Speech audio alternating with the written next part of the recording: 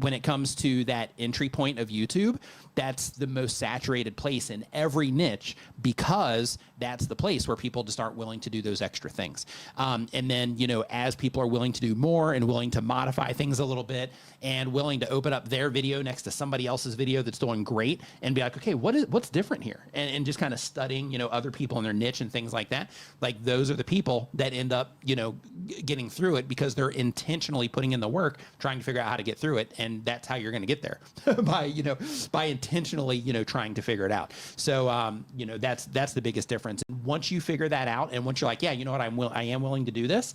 The second you say, I'm willing to do this, and then you start taking action on doing those things, developing your skill sets, studying, you know, YouTube as a whole, studying your niche as a whole, studying the audiences that, you know, are around that niche. As soon as you start taking that action, you are massively increasing your likelihood of success on YouTube, as long as you're willing to continue putting in the work as you're fine-tuning things over time.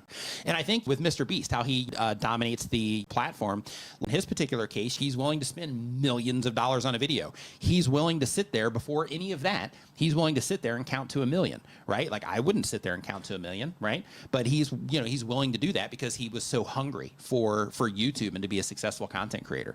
He published, you know, tons and tons and tons and tons of videos before he even just started picking up any momentum at all.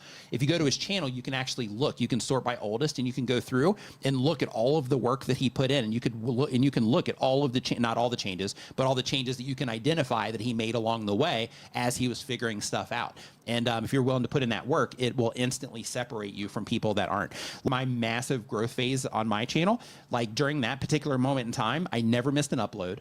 I was live streaming with D. We would be at like VidCon and Vid Summit and stuff. And like, we'd be like, hey, it's Saturday, it's 9 a.m. So it looks like we're streaming from like a hotel lobby somewhere, or we're visiting my mom. We'd be streaming in her living room at nighttime. They would never miss an upload. Always showing up when I was supposed to show up, so to speak.